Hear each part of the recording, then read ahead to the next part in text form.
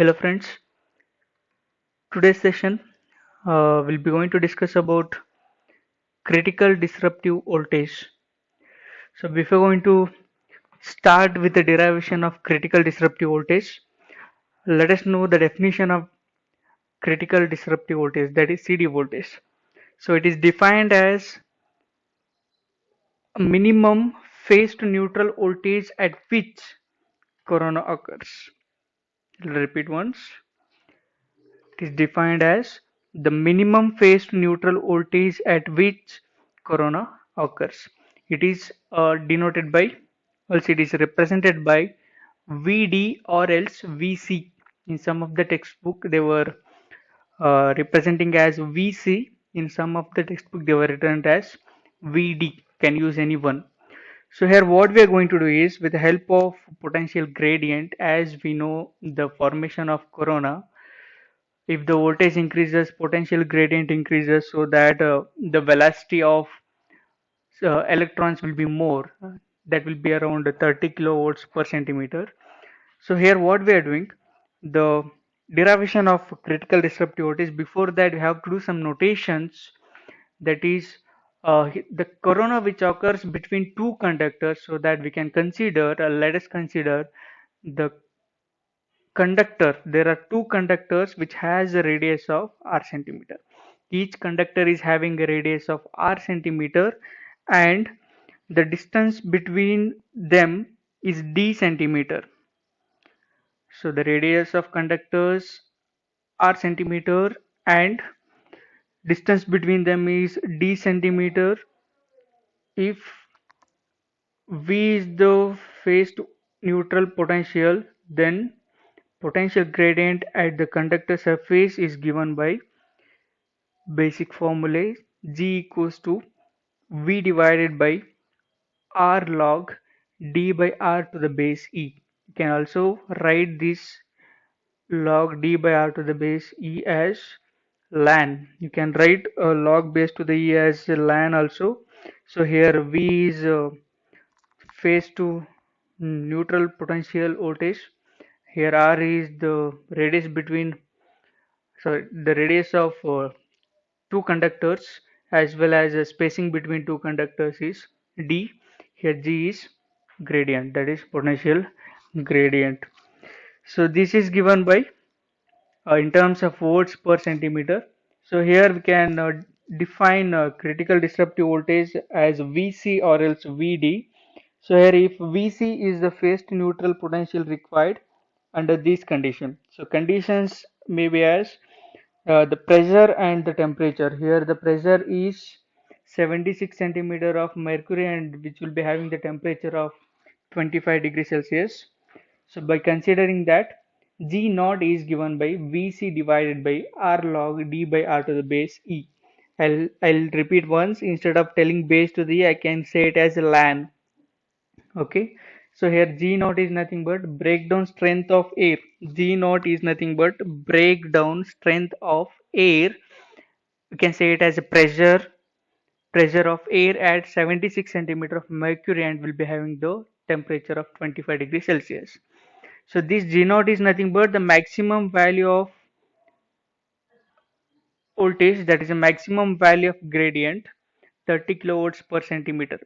So you can write in terms of RMS value also, whereas maximum value is Vm is 30 kilovolts per centimeter. RMS value you can write here as 30 kV per centimeter divided by root 2. We can get RMS value as 21.2 kilovolts per centimeter. So by knowing this, we can define Vc. I can get critical disruptive voltage by sending this to the LHS. So G naught into R ln D by R. Okay. So this is for standard condition. So what are the standard condition? For air, which will be having a pressure of 76 centimeter of mercury, and uh, normal temperature of 25 degrees Celsius. If in case uh, the standard conditions, if it is varied, the gradient is also varied. So that if the expression for disruptive voltage, the expression whatever we're getting now, that is the expression for disruptive voltage is under standard condition, that is a pressure of 76 centimeter of mercury and a standard temperature of 25 degrees Celsius.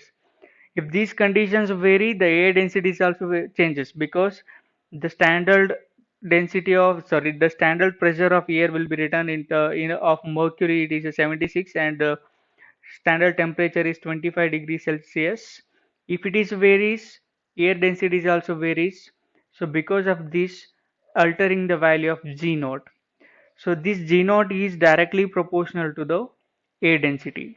So that I can write breakdown strength of air at barometric pressure of B centimeter of mercury and temperature of T degree Celsius becomes delta into G naught. This is for variation of standard conditions.